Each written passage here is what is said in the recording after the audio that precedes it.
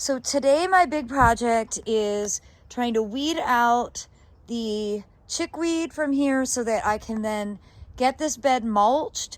You can see I've got clumps of daffodils that are already like really growing a lot. So time is of the essence to get this accomplished. I have got a really heavy load of chickweed, and to be honest, I don't think that it's humanly possible for me to actually get all of this out, but I know I have to try. I know from experience that just covering it up with mulch doesn't make it go away. It doesn't smother. So I'm gonna go ahead and spend some time out here doing exactly what I'm doing right now, is trying to get these little bits of chickweed pulled out.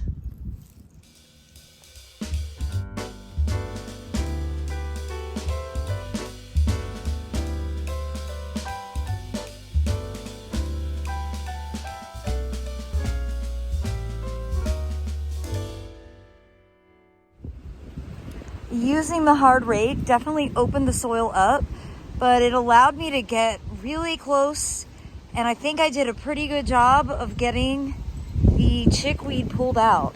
So now the real drama, I'm gonna go ahead and mulch the whole thing. It's gonna look really boring because it's gonna be just a big area of mulch, but it's gonna look clean and tidy.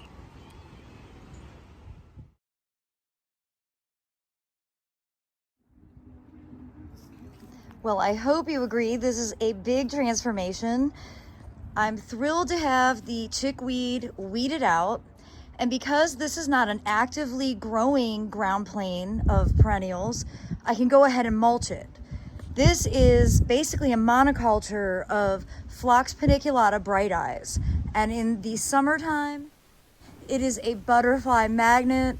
There will be 50 or 60 swallowtails at any given time floating around in mass over this garden. Now you'll notice none of my other gardens have mulch over them, and that's because you really can't mulch over the cottage garden seeds. The poppies in particular need light to germinate, and then when you have really good ground plane coverage, there's really just no way to mulch because there's just not a lot of room in between plants. So none of my other beds are gonna get this instant gratification treatment like this bed does. And that's one of the reasons that it's so special. Well, I hope this video will inspire you to spend some time outside pulling out your winter weeds. And if you have big perennial beds, you can go ahead and mulch over those after you get them weeded. I look forward to sharing updates right here from my central North Carolina garden. Thanks so much for watching.